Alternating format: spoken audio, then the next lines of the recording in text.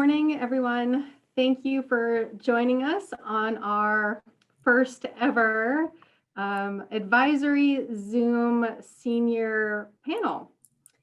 As we launch the second semester and junior advisory curriculum, working with college counseling on the college search, launching the college search exploration application and admissions process, we thought, what better way for students to be introduced than by hearing directly from the seniors who just concluded their application cycle, many of who have already heard.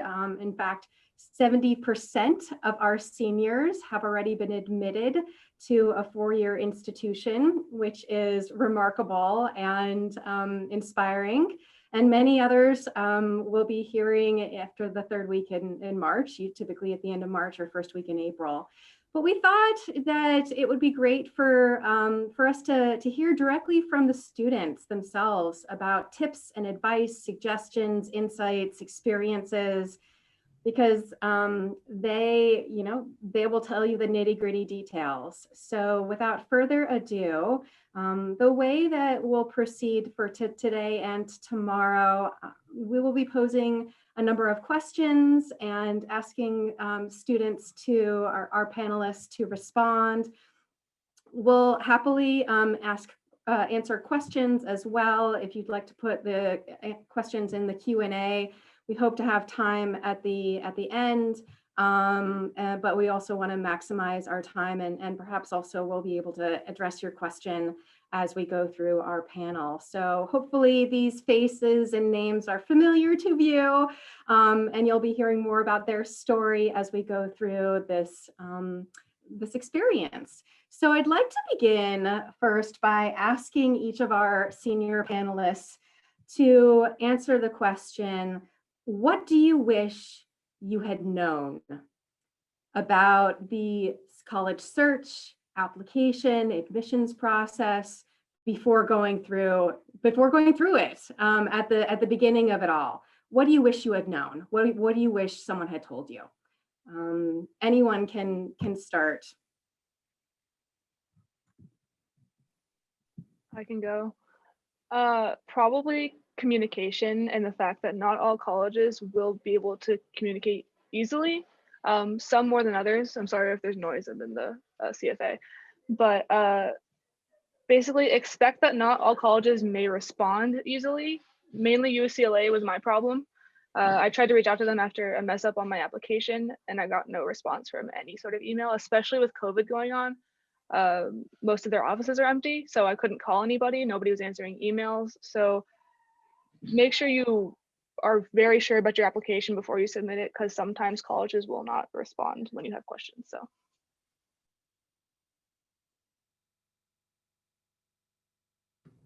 another thing that I was thinking about, which I guess could be common sense, but was just starting early. I like rewrote my personal statement, like 7 different drafts of my personal statement until I got one that like finally felt like me and the story that I wanted to tell. So I would suggest starting early, like probably in the summer, just start thinking about it and start thinking about what aspects of a college that you prioritize, whether that's like a college campus or like something more in the city or anything like that. So starting as early as possible, I think, was something that helped me a lot. And then just like follow up. Oh, sorry. Yes. Go ahead. Go ahead, Lucas. No, it's okay. Go ahead, Lucas. Okay. So I would just say like definitely time, like you want to start earlier, and then also like organization was definitely key for me, like because there's so many steps throughout the entire process that you're going to want to be organized for everything, and like for each school, like every application. So I would definitely say like organization is a big thing. The college application process for me is 2 different steps. One of them is actually making the applications to the college, and the other is learning how to make the applications and learning how to write college essays. Because in my experience, I thought I knew how to write essays, and I could immediately just write, send it, and perfect. But it isn't like that. It is a process where not only do the revisions increase your essays quality, they increase your ability to write essays. And you need to be forgiving of yourself at first and be open to fail in writing essays, because it is the two-pronged, you learn how to write the essay and you develop the essay. And that supports Sneha's point that you should start early, because it does take a while to do this.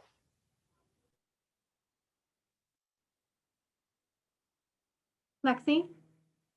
I can go. I was just going to say that I wish I had spent a little bit more time in the actual college search process, because I think there are a lot of really great universities that I just didn't know about or wasn't exposed to. And I kind of stuck to colleges that I either knew people had gone to or that I had heard about from other people or were the first ones that you saw when you looked up. So I would recommend that people maybe spend a little bit more time searching for what they like and doing a lot of virtual tours this year, because it's kind of hard to know what you're looking for until you see the campus and see kind of the vibe of it, because that is sometimes just as important as the statistics that you can see when you look up. Amelia? I guess a big thing that I wish I had known prior to going into this whole process is to get started on scholarship, like external scholarship applications as soon as possible, because a lot of those dates, they come up in like December.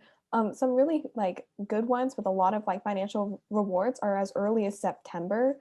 So it's really important to start thinking about external scholarships as soon as possible, since like a lot of those dates will fly by. I think like just reiterate what everybody else said. For me, I'd say like I didn't really understand quite how much work it was going to be. Like once you apply to a school, you're not necessarily done. You might have scholarships that you need to apply to institutionally. If you're looking for honors college, that's usually a whole nother thing, at least another essay or two. There's a lot of supplementals. So reiterating, start early as you possibly can. So as students launch into the search process, right? Lexi, you had mentioned about the virtual tours, and Adam, I know you had attended quite a number of Zoom college presentations in the fall as well, which I hope helped you kind of narrow down your list. I'm curious to know from all of you, how did you decide what schools to apply to? And you know, how did you narrow down your list? Amelia?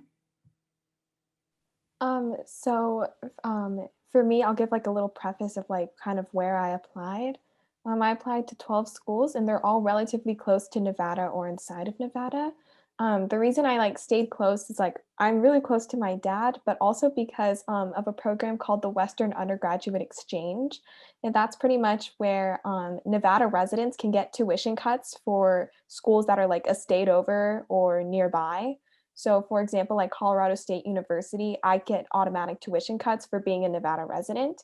So finances were a huge part of like why I decided to apply to schools that are like in Colorado, Arizona, and Utah. So that's kind of how I decided where I wanted to apply. I also used aid as a big factor in the narrowing down process, but I went more for the need-based aid route. So I recommend that you guys use the financial aid calculator on a bunch of colleges that you are planning to apply to. For example, at the beginning, I had a list of maybe 22, maybe not that enthusiastic, but I could apply to schools. And I did financial aid calculation with my dad on all of them. So then I could rank which ones would be better for me financially.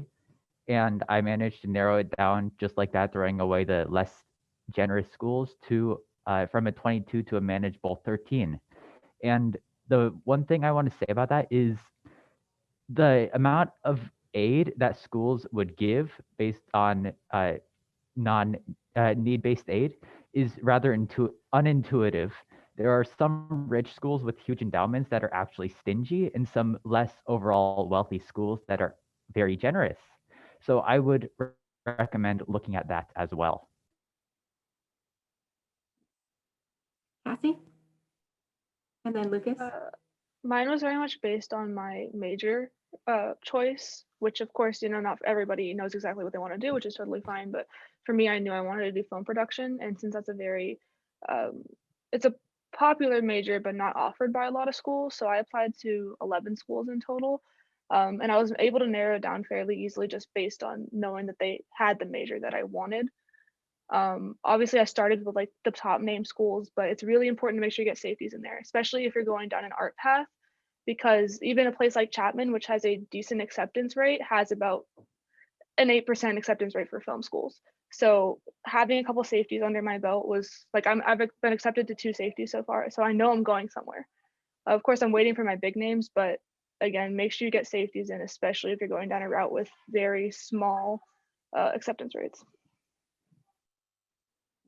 Yeah, and I think like everyone has brought up like really good points so far. But like for my case, so I applied to 17 schools, and they're kind of like in different areas, but all places that I knew I could like see myself and envision myself like thriving as a student there. So I would definitely say like that's key, is like making sure that you feel like you would definitely go to a school that you're applying to, because otherwise like what's the point if you don't envision yourself there? And then also like aid, of course, was very important to me. So that kind of like narrowed down my college applications. How can you learn about the colleges and really do a comprehensive search when you can't visit? What are the resources and tools, whether it's virtual college fairs, virtual visits, virtual tours, reaching out via email? Talking with alumni, stalking on Facebook? What resources do you recommend that juniors use to be able to learn more about the colleges? Lexi? So I used a few different resources. I took virtual tours. I did some of the webinars like Adam mentioned, and then I also did a lot of the school college visits. And for me, I think that the school college visits and virtual tours were the most helpful.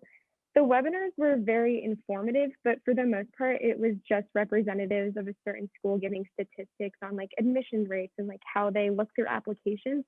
And it was very repetitive throughout most of the webinars, and it wasn't very specific to the school. So during the interviews, I guess, that the schools did with like at Meadows that you can sign up for, there's usually time at the end to talk to the representative more individually and ask your specific questions. So that was really helpful for me. And then the virtual tours were also really nice because a lot of them are led by students on the campus.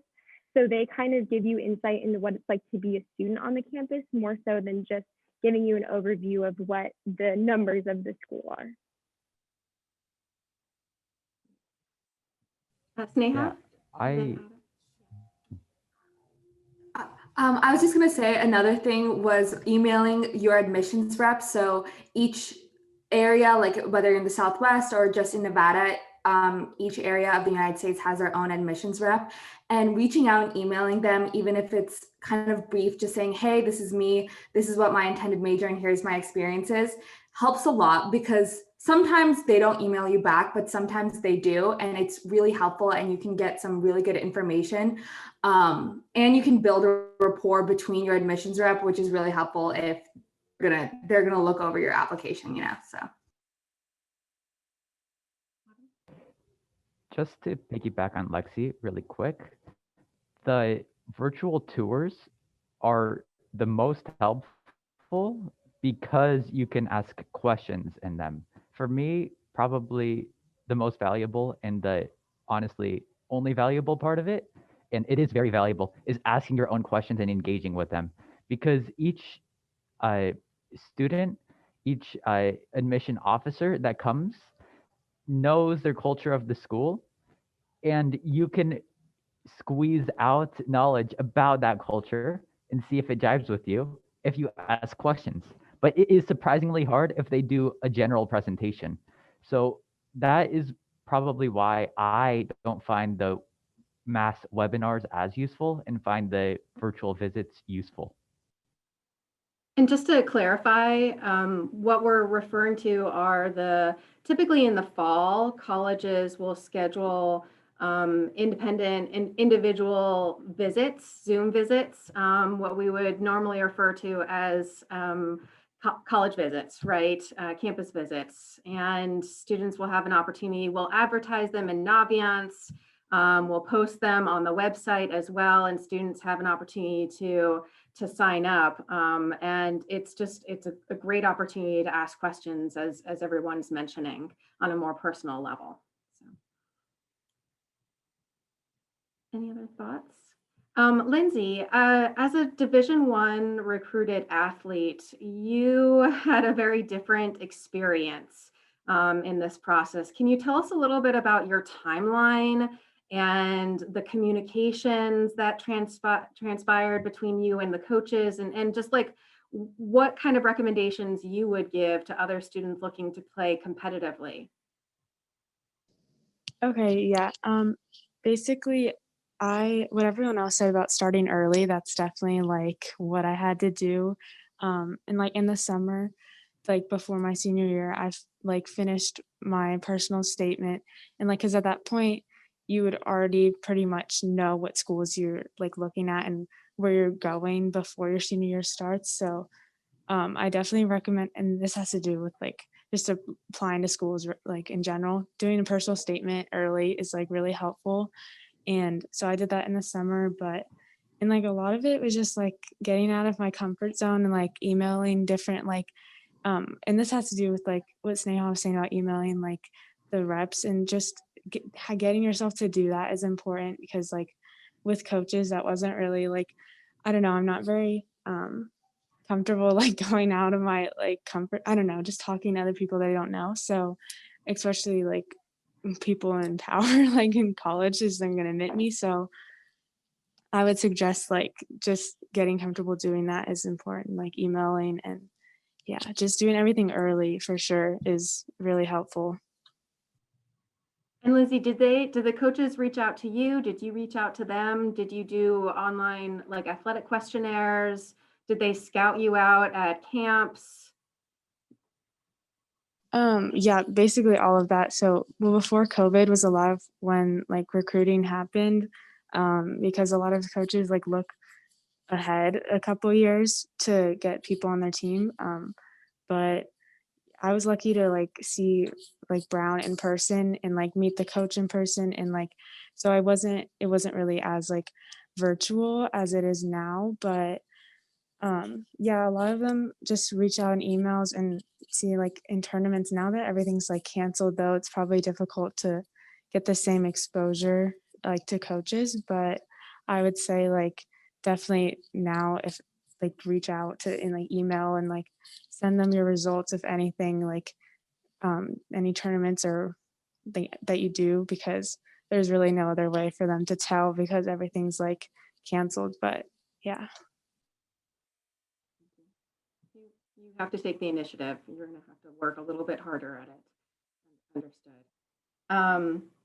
Well, let's talk also, since we have maybe 10 more minutes. Let's talk about the college essays, right? Since it's a significant part of a huge part of the process. How did you decide what to write about? How do you even begin? Where to go? Amelia? So just this is like a broad thing, but I really think it's important to find an event or something you're dealing with in your life that has made you who you are today. For example, I assume a lot of people are aware, I'm pretty open about the topic, but my mother was diagnosed with Alzheimer's when I was 9, and that her diagnosis and battle has been a huge part of my life. So I'm pretty open about talking, like I'm pretty open talking about it. So if it's something you really are not comfortable talking about, do not write about it. But I just think like with my anecdotes, I have a lot to say about who I am, and I have a lot to tell people like and inspire people. So that is how I decided what I wanted to write on. So I think it's important to find something that's personal to you, but also gives these admission officers a better picture of what kind of person you are.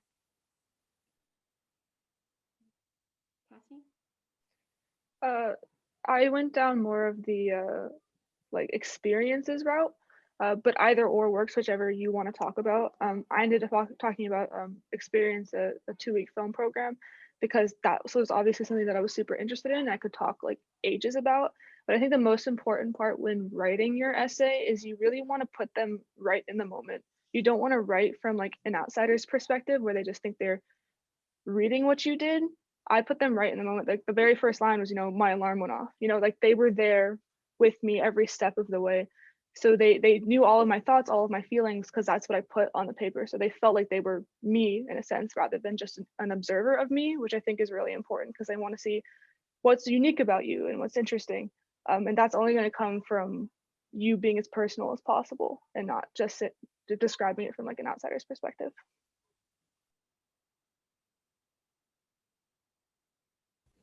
So Amelia mentioned finding something important that shaped you. Cassie mentioned finding an experience that was important to you. I went more of the route of demonstrating an activity that I do that demonstrates something about me. Like I wrote about writing. I basically every night write in a journal, scribble down some structured and philosophical writing. So then I created a website, put a bunch of those on the website, called them philosophical essays, and then wrote about that, but also merged it with other articles that I was writing at the time for deep learning, a subfield of AI, because I was programming in that. So these two activities are things I did only during the junior summer. So this was after what you guys are at right now.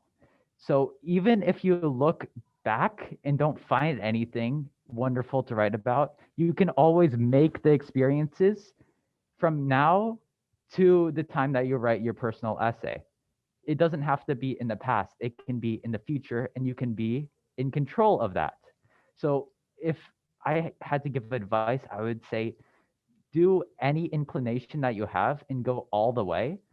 And there is no failing here other than just not doing it enough. Because even if you fail in the traditional sense of not succeeding in whatever you do, or it doesn't produce much results, you can talk about your failure in your personal essay. A lot of the essays, the college essays, ask for a failure. So for our purposes, that's a success. So whatever you do, just do it all the way.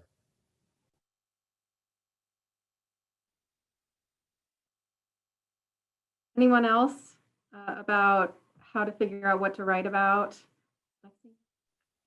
This is less of like figuring out what to write about, but once you know what you're going to write about, as much as we all hated to see like so what on all of our teachers' essays in English, I think that's something that also applies to college essays. And for me in my essays, it was sort of coming full circle, like the beginning and the end of my essay were connected. And I think it's just important to remember that even though some like events are very impactful to us, we need to be able to like describe how that like shaped us as a person or why we're actually writing about it. So I think just remembering while you're writing your essay to explain why it's like shaped who you are, the impact that it's had is really important. Less like telling them what's happened and more of like why and the impact of whatever you're choosing to write about. Any other thoughts on what about thoughts on supplemental essays? For juniors who don't yet know what they're going to be encountering, there's the long essay, which is the personal statement. That's up to 650 words. That is an integral part of the common application, and most colleges require it. But in addition to that, there are additional essays that many colleges require as well that are specific to those schools. So what are your experiences? What are your advice about the supplemental essays? Sneha?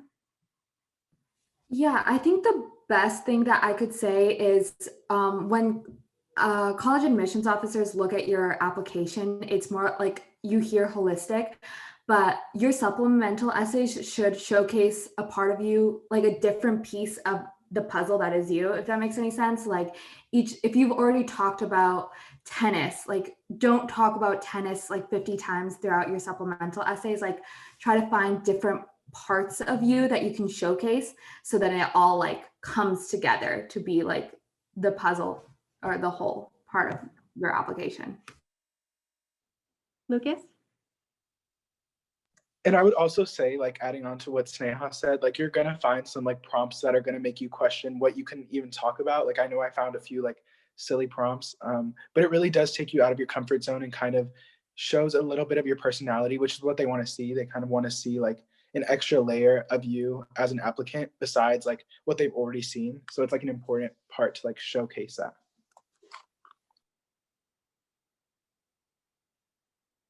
Cassie? I can definitely second Sineha's note about writing about different parts of yourself, because obviously, because I was applying to a very specific major, I didn't want to just bank on all of my experiences with that. So thankfully, some colleges ended up asking a little bit more, like, what are you going to bring to the community? Diversity. So I got to talk a lot about Greek culture for myself, for example. I talked about music in my life, talked a little bit about theater, I think, for one of my colleges. So definitely whatever you're doing in school now or outside of school, throw it all in there. They're going to want to see all of it, whether it's religion, whether it's culture, whether it's extracurriculars, even academics. If you're really love math, for example, like talk about it. They want to see that part of you. Adam? So you guys are talking about the supplemental essays that ask about yourself.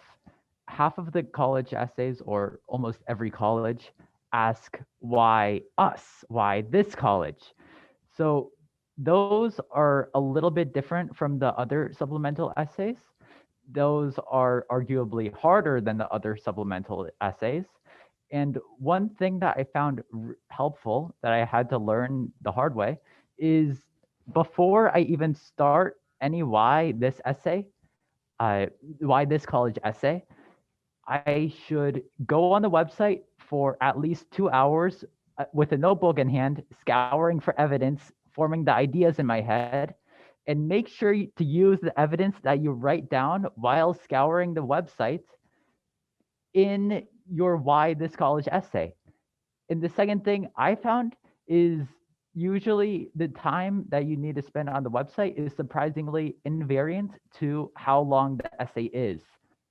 The Dartmouth why this college essay was 100 words long, very, very short. But I spent probably longer on that than the Cornell why us essay, which is 650 words long.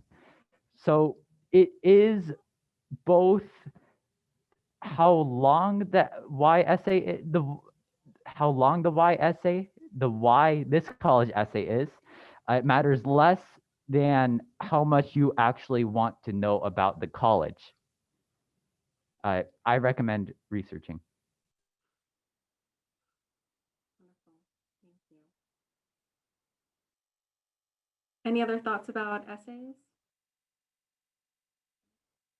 Just to conclude, since we have two more minutes before the end, and again, we will be able to continue this conversation tomorrow, talking about, I think, financial aid and scholarships, talking about, standardized testing. So those topics and more are continued tomorrow. But I just wanted to really briefly, Cassie, you had a unique application process as well, because you had to do portfolios, which is expected and required for students that are applying to arts programs, graphic design, architecture, dance, music, etc.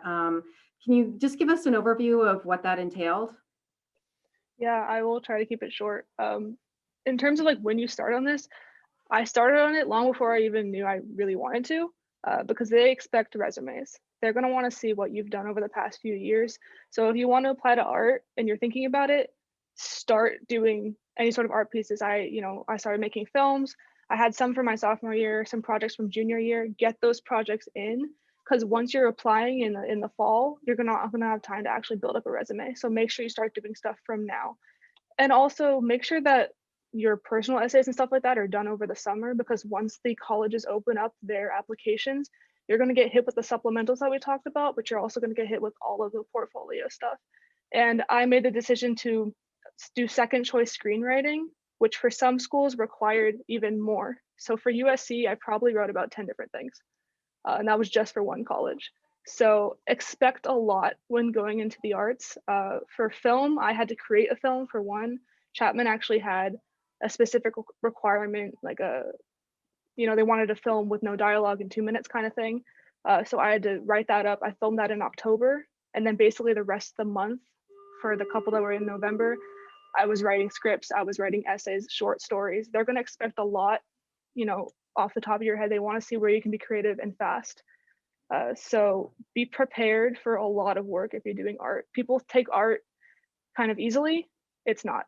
It's really not. And it's also one of the most competitive. I'm on pins and needles because I'm waiting for 2 major colleges. And if I had applied for normal majors, I wouldn't be as scared. But film production and a lot of the arts are 10% or less acceptance rates. I don't mean to scare you, but I also kind of do, because it's something to think about when applying, and be prepared for that kind of stress, unfortunately.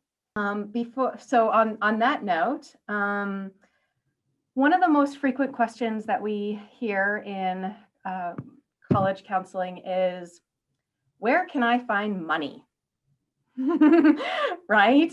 The cost of college is it's more expensive than ever before, but there's a lot of money out there too. And for those of our students who are just beginning this process, we're talking about two kinds of money, right? There's need-based aid, which is based on assets, family assets, most directly how much your family makes in income.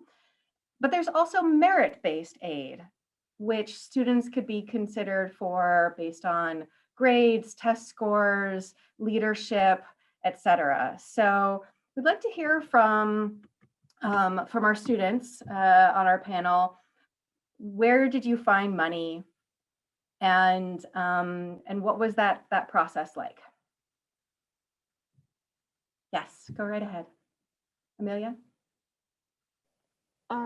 So pretty much, so of course, like you're going to have to apply for need-based financial aid. So you'll be doing that through the FAFSA, which is the federal government's application. It asks about like your family income, assets.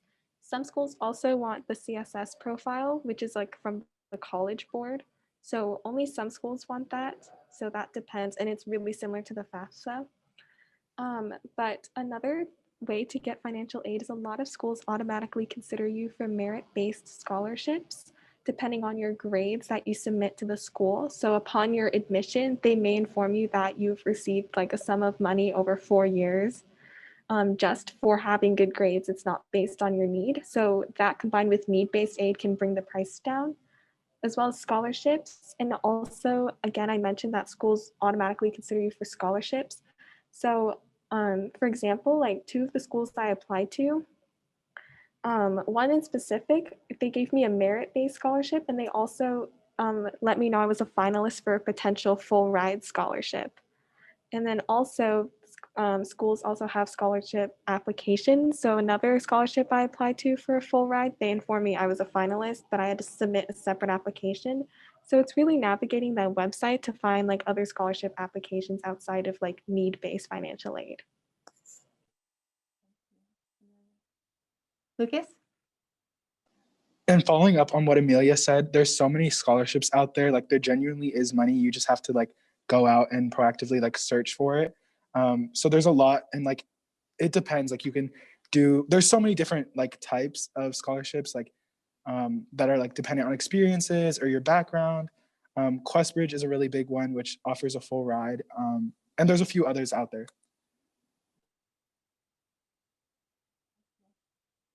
Lexi? So like they were saying, there are a lot of also smaller scholarships that you can look into that might require, I think Sneha won one for answering what her favorite kind of ice cream was and why. Maybe she can talk more about that.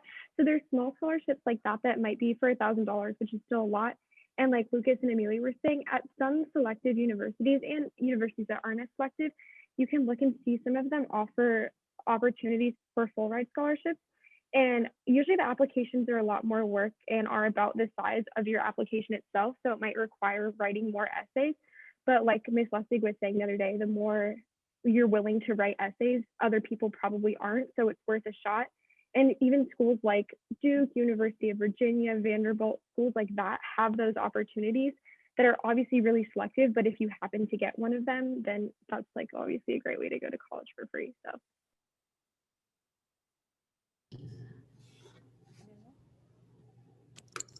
I touched upon this yesterday, but there's also a program called the Western Undergraduate Exchange. So it's pretty much where schools kind of like nearby us, like in Idaho, bordering states like Utah, California, Oregon.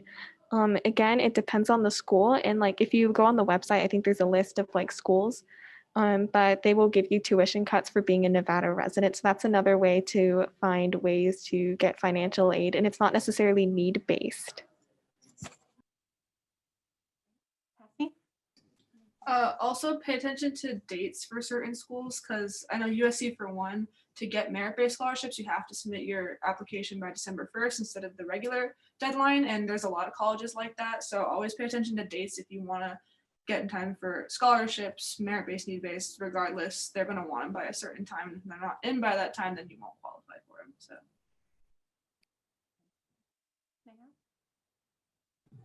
I, like Lexi mentioned, I applied for a lot of the smaller scholarships. Like I did one about like what my favorite ice cream flavor was, or if I had to describe myself in 3 words, like what would I do? And that was just like $1,500, $1,000. And also, depending on your school, you could also apply for a federal work study, which is like I would be scanning like cards in the cafeteria or something like that. And that also helps take off like $5,000 or something from your tuition. So every little bit helps. So.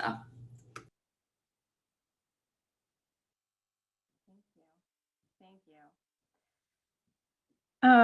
And in terms of the timeline for the scholarship search, you had mentioned yesterday to start early for searching. But is there money still out there? Are you still applying for and searching for money, and where are you looking? Yes, Amelia? So sadly, a lot of the scholarship dates kind of like end in like December. So right now it's really hard to find open scholarships, but I'm applying for everything I can that I'm eligible for, since a lot of scholarships give like a brief rundown of what, you know, the perfect candidate would be. A lot of the scholarship information you can find on the college counseling website, since there's like a whole like Google spreadsheet of like different scholarships, as well as the dates that they're due by. So that's a really good resource to start finding scholarships that you can apply for. So let's talk about standardized testing, kind of the elephant in the room. And our seniors, you experienced a very tumultuous springtime with many canceled dates and uncertainty as to whether or not you should test, whether it was worthwhile, whether colleges were going to require it. So it was really kind of almost a day by day changing target, moving target, so to speak. So can you tell us a little bit about your timeline? If you did decide to test, what your timeline was, whether it was too early, too late, how did you prep? And what your recommendations would be for the juniors as they're thinking about standardized testing, knowing that many colleges are still going to be test optional, but test optional doesn't mean that they're test blind. Those are 2 very different criteria. Test optional meaning, you know, if you score well and you send them, it can help your application. Test blind meaning they won't even look at them. So what have your experiences been with standardized testing, the timeline of your testing, and what recommendations do you have? Cassie, Lexi, Lucas? I'll start. So I took my very first standardized test in actually November of my junior year, and I didn't actually study for it. It was more of just I want to see what the test is like, kind of like a precursor prior to obviously ever knowing what was going to happen a few months later. And then I planned for a date, I think in April or so, to give me time to study. And of course, that got pushed and pushed and pushed again until about October. And I can assure you by that point, you will not want to study. And especially because of this situation this year where a lot of schools are like, we're not accepting it, or we're test optional. My drive to like really hone in on it was not really there. And when you're in your first semester of senior year, there's also no time. So while they're still trying to like offer tests now, take them now, because once you hit your first semester of senior year, it's going to be way too jam-packed with writing supplementals, basically everything else in the application process besides the testing. So do it early. I know a lot of us wish we could have, and we just couldn't because of dates, but I know that I keep getting emails telling me to test. I'm like, I'm not doing it anymore, but there are dates out there. So get them as soon as possible. That's my recommendation. So I also, in the middle of my junior year, like November, December, January tests, wanted to take both the ACT and SAT without studying to see which one I had a better raw score for, and then kind of go from there so I could see which test maybe worked better for me. And both of my raw scores were pretty similar, but I figured out that for me, the ACT was a better option because in my opinion, it was an easier test to learn how to study for. So like for the English section, there are grammar rules that are on every single ACT. And if you memorize those grammar rules, my English score on the ACT jumped like 6 points after just memorizing those rules that I had forgotten from like 6th grade English. So I really started studying the ACT a lot in the summer, like Cassie was saying. And because both of my test days were canceled, I had basically like one more shot at the beginning of senior year. And although that was very stressful, like Cassie was saying, and Miss Lustig mentioned this at the beginning of the year, and I wasn't sure about it, but I think it is kind of true that people tend to do better on their tests at the beginning of senior year. I'm not sure what it is about it. So if you're not able to get tests until the beginning of your senior year, I wouldn't worry about it too much, because most of the people that I know have done better on that test just because, I don't know, maybe your accumulation of what you've learned junior year like starts to fill in. But I recommend, if you're able to, try taking both tests and see which one works out better for you. But for me, the ACT was easier to study for, especially because I didn't have a tutor. So I found actually a Reddit link online that had every old ACT test with all the old ACT answers. And I'm happy to share that with anyone if they want. So I just studied by taking old tests and looking online, like what English rules are on every ACT test. And that way I didn't have to spend a lot of money on tutoring, but I saw my score improve greatly just by taking a few practice tests. And I by no means studied probably as much as I should have. Lucas? Yeah, and like following up, I feel like Lexi brought up like really good ideas, because there's so many like resources out there that you can really like take advantage of and prepare for testing. But in my case, it was very similar to both of them, where I was going to test in April, like during the spring for the ACT, and then it just kept getting pushed back to the point where like I was not able to test. Like it just was not feasible because I kept not getting my like test dates. And so I would definitely recommend like start taking standardized testing as soon as possible. Like I wish I had, and I wish I had like been ready over the winter to like take it. So that's like my piece of advice. Adam? I think that the standardized testing schedule is a little more individual, because some people are just not intellectually mature, as intellectually mature in junior year as they would senior year. For example, I personally almost went test optional because I scheduled an SAT March 14th, which was the day that we got canceled and all that. And I wasn't able to take another SAT until November 7th, which was by that time after my early application. But I did get a good score, and I submitted it to my Dartmouth application, and it all worked out in the end. But I don't know if I could have gotten the same score if I took it earlier in junior year. I'm one example of it's better to wait until you're a little more intellectually mature. Other people I know are super smart in junior year, think they're ready, think they're going to do better then. Maybe it's better to try earlier, but it's also nice to spread it out, to wait to be forgiving to yourself and wait until you're ready. Lindsay? I think I agree with everyone, and but for me, I like started it really early, which is probably because of my circumstance, but I still was able to like get a score that I was like that I wanted and needed for at the end of my junior year because everything got I mean in the beginning of my junior year because I was supposed to take it again, but I got canceled like everyone else. But so I would say definitely start early. But if you can't, I mean it'll still work out, whatever. But I agree with everyone. And Lindsay, did the coaches want to see scores early for you for the recruitment process? Yeah, they definitely wanted a score by my in the summer going into my senior year. And even before that, like mid-year of my junior year, they wanted one. So I took it my first one at the end of my sophomore year, which is definitely a little early, but it ended up being fine. But definitely like everything doing early was necessary. So it works out, I guess.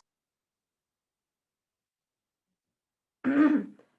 Any final thoughts about standardized testing, preparation, timeline, anything like that? I think nowadays the College Board took out all the subject tests. So that is one thing off of your plate. My general opinion on standardized testing is it's painful for everyone. And I like to compress all that pain into a short time period and make sure to get it over with after that. The standardized test, the subject tests spreads out that time period because you have to come in for one test, come in for another, take the SAT afterwards, maybe the ACT if you feel like it. I like the no standardized test, the no subject test policy in terms of how much pain the admissions process is. But at the same time, if you are an academic student without a hook or great extracurriculars, it is a little bit more difficult to differentiate yourself without the subject tests. So it's a two-sided double-edged sword with the standardized tests.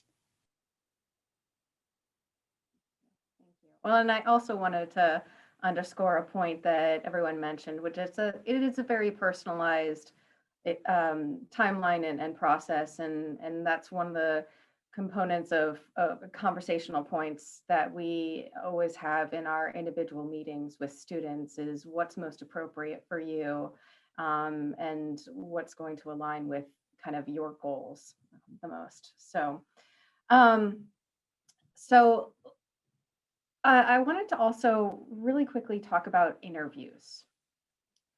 So some of you, can I see a show of hands as who interviewed with your colleges? Okay, good. Can you tell us a little bit about what kinds of questions they asked and what was that experience like? And when were you contacted about interviews? Did you reach out? Did they reach out to you? How did that all work? Yes, Lexi and then Cassie. So some schools have a policy on their actual application that says like, would you like to be considered for an interview? And you select yes or no on that. And most schools, I think every school actually says that an interview, not taking an interview won't hurt you, but doing an interview is great if you think that you might be good at interviewing. And so I've had 2 so far, and they just reached out via email. And for some schools, not getting an interview isn't necessarily a bad thing. They just select random students because they don't have the number of alumni to interview everyone. So sometimes it's just random selection of who gets to be picked for an interview. And so for one of my interviews, it was an hour long. It felt pretty intense. There were like a lot of questions, but they weren't really hard questions. And by the end of the interview, it felt a lot more comfortable just talking to the interviewer. But some of the questions were like, why do you want to go to this school? What's the biggest challenge you've had to overcome? What's your favorite subject in school and why? Just a bunch of questions like that. And then my second interview was about 15 minutes. And the person who was interviewing me he was a doctor and he was still in scrubs, like in his office, very chill. Like his Wi-Fi wasn't working very well. He was like holding his phone around, so it was a lot more casual. And he was basically just like, look, I interview a lot of people. Like, tell me why you think you're special, and then we'll like kind of get on with this. So I'm not sure if that one was better or not, but they're all very different. And I think it's just important to like be yourself in interviews. And for the most part, I don't think that interviews are like the determining factor in any way, unless it's like a really bad interview. And then they might be, I don't know about this person. But even if you give a great interview, it doesn't necessarily mean that much. But I think it's good to try it. It's also good just to learn interviewing skills, I think, now. Cassie? I guess mine is non-traditional, traditional, however you want to take it. I did one with Chapman, and theirs was like a fellows interview, so it was an alum, and it was very much chill, not in the sense like she had her phone on like Lexi did, but you know, she was sitting at the computer. We had like an actual conversation. I learned a bit about her. She learned a bit about me, so we're kind of on like an equalish level. And then she kind of what you kind of realize is they tend to ask a lot of questions that you almost feel like you answered in your essays, but they kind of want to hear it in words from you. Like, you know, your challenges, what makes you unique, why do you want to be here? You'll notice that like a lot of your essay prompts also ask those questions, but I think it's a matter of they want to hear your voice. They want to hear you speak to yourself in words out loud. So they'll ask those questions. I think the most unique question I got was, how would my mom describe me? And like thinking back on it now, there's other things I wish I added because I talked to my mom after it. She's like, you should have said this. And I was like, you're right. But, you know, water under the bridge at a certain point. But, you know, there's questions like that that kind of make you think for a second, but they're nice to make you think past what maybe you've already written. And they delve a little bit more into who you are. So. Well, I interviewed with Dartmouth, and the person who reached out to me just asked me, hey, is this Wednesday good? She gave me a few options, but I wanted to say, yeah, this Wednesday is good. Even though I didn't prepare that much already, it was like Sunday at that time. So I had to quickly schedule a mock interview with Miss Lustig. I recommend that you do that because the mock interview allows you to gauge how prepared you are to interview. So after that interview, the mock interview with Miss Lustig, I knew exactly how much I needed to prepare. In preparation means go look up sample interview questions. Ms. Lustig or Mr. Hallman could give those to you. Jot down some ideas, write down some answers. And then when it comes to the interview, you would be more ready to answer their questions if you already prepared to answer similar questions. And the second piece of advice is bring questions to the interview to ask the person afterwards. 4 or 5 I felt was good. It worked well for me because the person who was interviewing me liked to talk. She was business. She emailed me, it should not take more than 45 minutes, but she enjoyed talking, especially the questions afterwards. So the whole thing took over an hour, and I just felt a victory from that. And I feel like if you delay the interview, or not delay, if it takes a long time, that means that they are enjoying themselves. That means they're enjoying the interview as a whole. I would recommend bringing insightful questions accordingly. Well, in the final minutes that we have, I think I just wanted to open up and ask, what should juniors be doing this spring, right, in the months ahead as they're beginning to work with us in advisory, looking at the, you know, signing up for testing, college search, college fairs, scholarships? What do you recommend, thinking about teacher recommendations, thinking about their essays? Any advice that you would give as we move forward in the months ahead? Yes, Amelia? So all of what Miss Lustig just mentioned, like thinking about like your essays and like what teachers you might want to have write the letter of recommendation for you, and thinking about standardized testing, those are definitely things that should be crossing your mind. But don't stress too much about like having all of this done by your summer. Like you have the summer to revise your essay, and like schedule dates. And another thing you should start thinking about is like, what do you want like in your university? Like, do you want to be near Las Vegas? Do you want to get away? Do you want to be in this country? Like, you don't need like definite answers, because even during your senior year, you might change your mind, and that's okay. But it's just like a good idea to kind of have a brief outline of what you might be looking for. And another thing I cannot stress enough is think about scholarships. A lot of those dates will come up and bite you in the butt. So start thinking about that and be proactive. Cassie?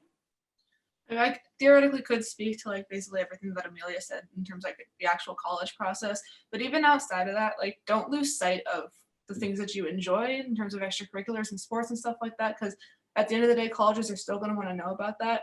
And if you put all your focus on academics and college applications like now and forget about all of that, you're not going to be able to speak to it as well when the time comes around. So, and you enjoy it obviously if you're doing it. So keep onto that, hold on to it. Again, like I said, for if you're doing art related stuff, start working on your resumes and your portfolios, and ultimately that kind of stuff is fun because you would have to enjoy doing it if you're even applying to the arts. So make sure you keep up your extracurriculars and enjoy the rest of your year and be able to speak to that when the colleges ask.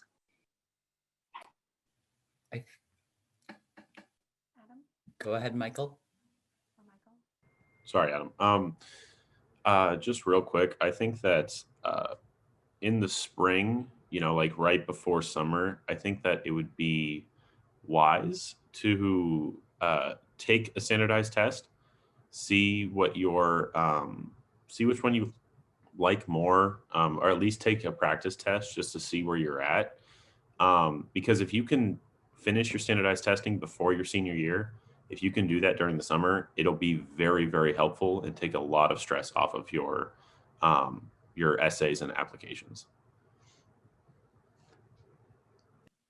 I feel like I agree with all of you. I also feel that the time at the end of junior year is one of the best times to actually make material to write in your applications. That means take on some creative projects.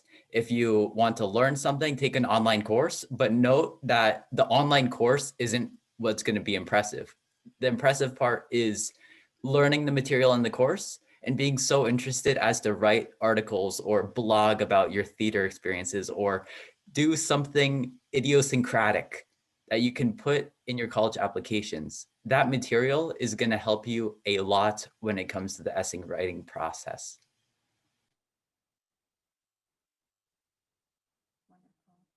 Thank you, everybody. I love the final message of just keep an eye on the big picture. Realize that where you attend college does not define you in any way, shape, or form. This is one step in your life journey and story. And we know through our experiences, Mr. Hallman and I, that it all works out in the end. And just starting to think about what it is that you're looking for and what your goals and aspirations are is the first step in the process.